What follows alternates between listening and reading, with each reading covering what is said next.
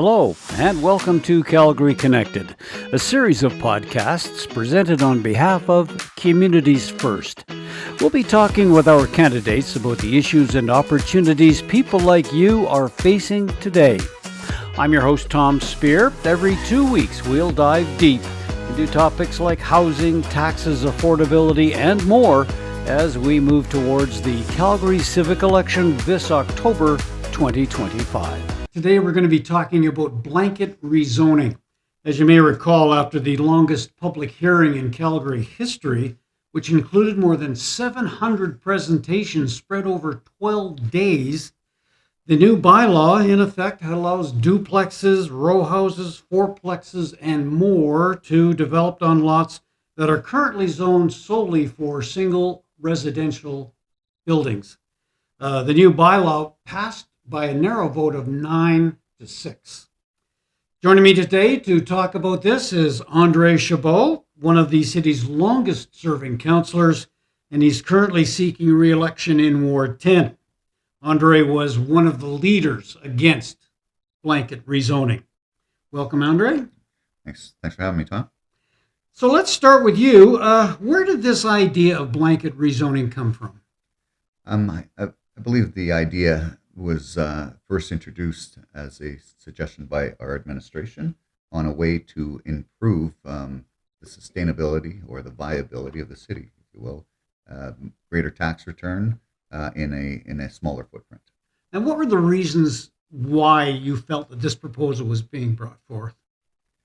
I believe a lot of it had to do with the fact that we are building our greenfield areas, our new communities, in a more sustainable fashion, and there was desire to bring the entire city on board to say, hey, listen, we've got all of this infrastructure in place.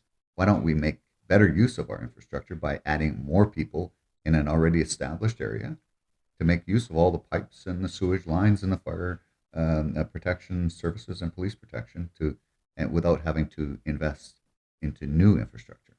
So instead of moving out, the idea would be to move up.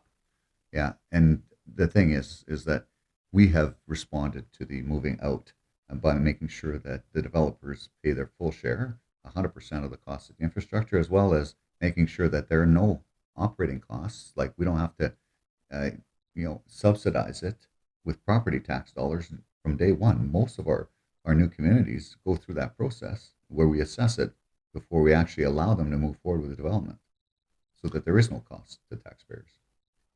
What did you think when this thing first came across your table?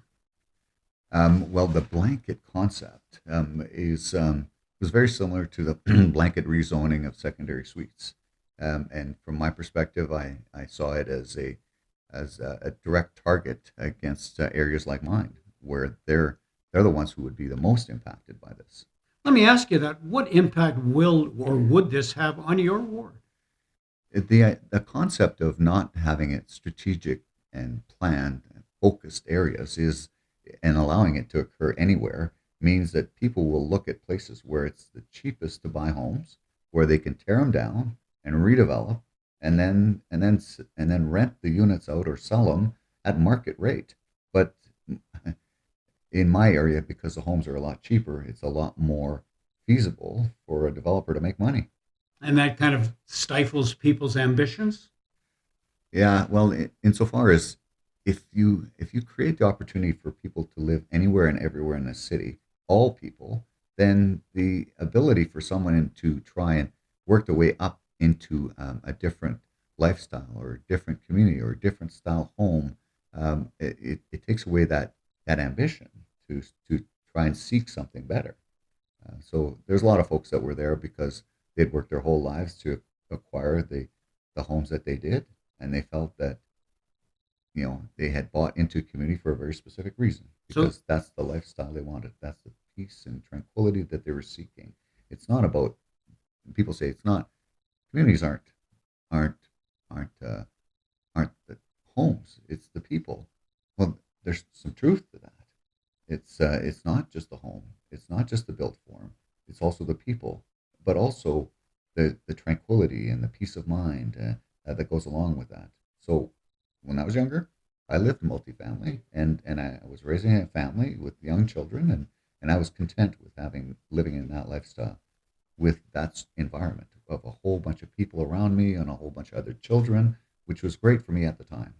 But as I aged, I grew to a point where I wanted to live in a different environment. I wanted to live with more tranquility, more peace of mind, more quiet. And so therefore I chose to move into a single family home for that reason. So now you introduce multifamily into that environment. It's no longer the built form that I bought into, nor is it the community or the neighborhood I bought into. So the idea that now we're going to make them all equal, it just defeats the purpose. Let's talk about the public hearing. 700 presentations over 12 days. What do you think about that? It just shows how much of an issue this was, because at the best of times, trying to get anyone to come to council and having to face members of council and in a presentation is daunting for even the most polished individual. I'd made numerous presentations to council before getting elected, and every time I felt it as very intimidating. And then after I left office, after serving for 12 years, and went back to making a presentation to council as a seasoned veteran, I still was intimidated about making a presentation to council. So the fact that 700 people were willing to step forward to voice their opinion showed just how much of an issue this was for most Calgarians. The majority of those presentations were opposed to this move. Why did it get passed? And I think the whole concept was already predetermined. There was many members of council that had been spoken to by administration and explained why the best way to develop a city was by going up, without taking all of the provisions we had made to ensure that growing out was self-sustaining. And so the whole concept, which is based on how other cities have grown, is what was introduced to new members of council. So they believed that the only way to go was up. And so what we're finding out now is that the old aging infrastructure that doesn't have the same cost recovery mechanism for replacement is going to be very challenging for us financially.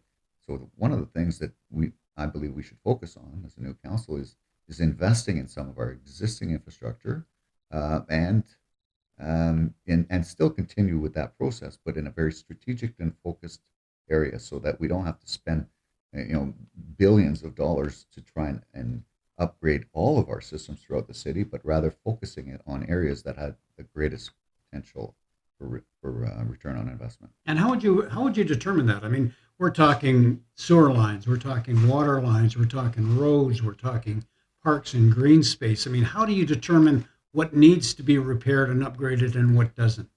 Again, monitoring and ensuring that we inspect our infrastructure on a regular basis, but focusing those investments in very strategic areas, such as alongside of light rail transit lines, or where we have a whole bunch of services along a main street, like 17th Avenue Southeast or 17th Avenue Southwest, which we're doing, by the way. I think we should be focusing on redevelopment in close proximity to those areas and not push that concept throughout the entire city, because in some places it makes no sense. Should this have gone to a plebiscite? Yes, because I believe that a lot of people, whilst they may have spoken against it at the public hearing, were supportive of the concept that there are places where it does make sense, and those folks would have likely said not blanket, but something more strategic, planned, focused type development. I believe that people would have been more supportive of that, but the overall blanket zoning, build 8 units anywhere in the city, is the thing that they could not support. Something more surgical rather than a great big club. Yeah, and we've heard that repeatedly. There's people that came before council that were opposed to blanket zoning, but were in support of upzoning in very strategic targeted locations. So again, and not everywhere, but they say NIMBY, not in my backyard. No, it's not in every backyard, is what we're trying to say. And how will you determine who gets it and who doesn't? Again, we would have to put in some very specific criteria on where it would be permitted. such as like within 100 meters of a primary transit network, or within 100 meters, or maybe even 200 meters of a main street. But going 4, 6, 800, then it becomes not necessarily viable, especially in our winter climate. Uh, from a walkability perspective, it has to be walkable ultimately. So what happens now? What happens to the bylaw now? The objective would be to um, go back to the original bylaw, repeal essentially what has been approved, and then draft a new bylaw that is more aligned with that strategic, targeted, focused type of redevelopment in close proximity to places like high frequency bus routes, or the light rail transit, or in places where you've got all these restaurants and medical centers and whatnot that you can actually walk to. Those are the places I think we should be focusing our density, at least initially. And as time goes on and it develops out, then we can then start reaching out a little bit further into those communities. So growing from the center out, essentially. But not all communities. Like the downtown is where, the center city type communities is where this is predominantly happening. Some of the outlying areas, some of the even the older communities like mine, um, whilst there's some of those homes that are ready for redevelopment, not all of them. Many of them are can be refurbished, and you want to talk about affordable housing. That's affordable housing. Some of the single family homes are less money than the homes that they're being replaced with. So the idea that this is affordable creates affordable housing. No, this creates a revenue opportunity for developers. Let's expand on that a little bit. What is the solution for affordable and the housing shortage in Calgary? Supply and demand. At the end of the day, it's a market driven. Unless you're talking about deep subsidy. If you're talking about subsidized housing, that's not a municipal responsibility. This is a federal and provincial responsibility. So maybe utilizing some of our lands to leverage provincial and federal dollars, I think would be a better solution. The idea of throwing in municipal dollars to build non-market housing, to me, is wrong, because it equates to income support.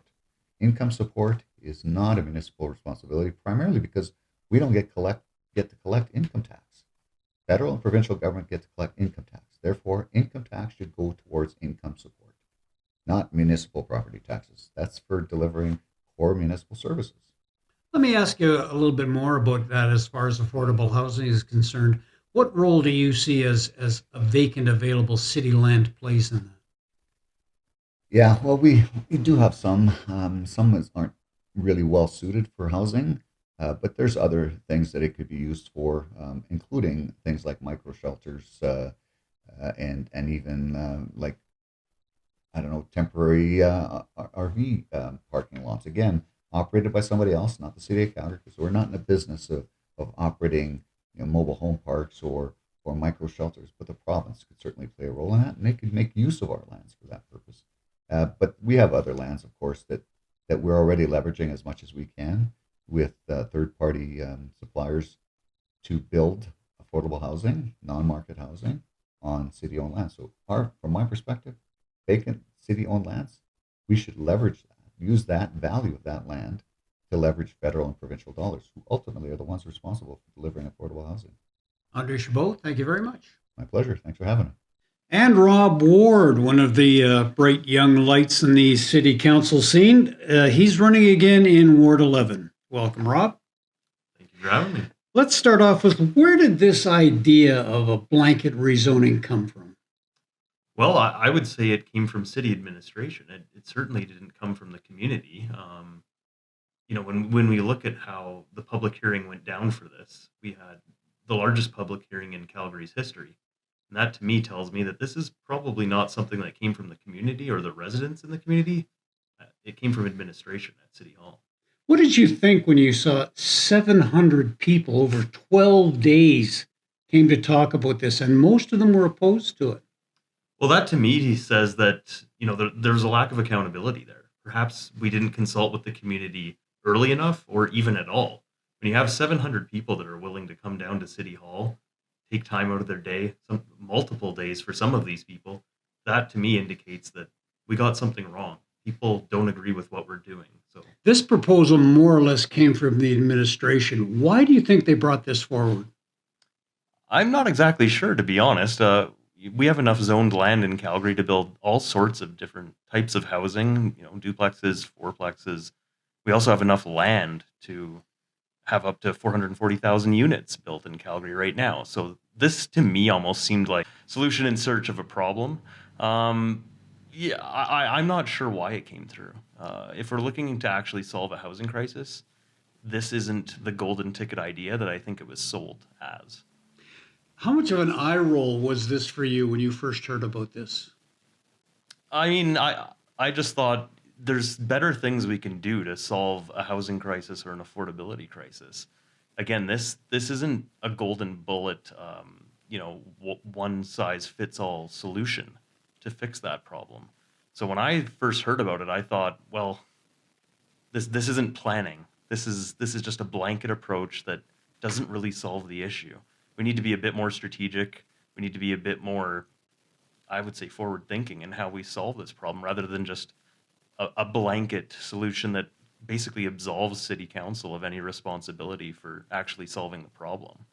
What impact do you think this will have on your ward specifically? Well, Ward 11 is a very established community. Most of Ward 11 is single family homes. There's a good mix in all the communities, but in Ward 11, yeah, people move to this area of the city for a very specific reason. They like single family homes. They like the large lots. They like having a backyard. And, for somebody to wake up one day and find out, there's a 4-unit building going next to me with secondary suites for 8 units, they're not okay with that. This is the biggest investment of people's lives, and they like to have certainty in what they've bought into. And now that certainty is gone. What are they saying to you at the door?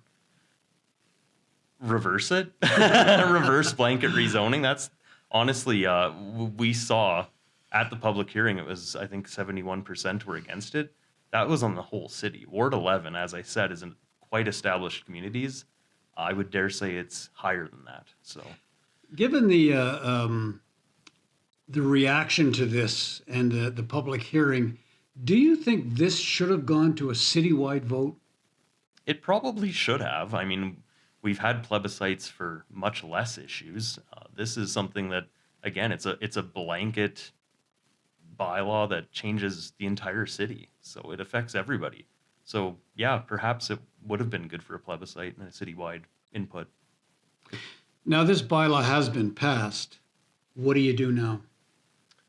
Well, we reverse it, and I would say as a first order of business, when Communities First gets elected, day one, we should look at reversing this bylaw and reversing the blanket rezoning, to listen to the communities, to have communities give their input in how their community evolves.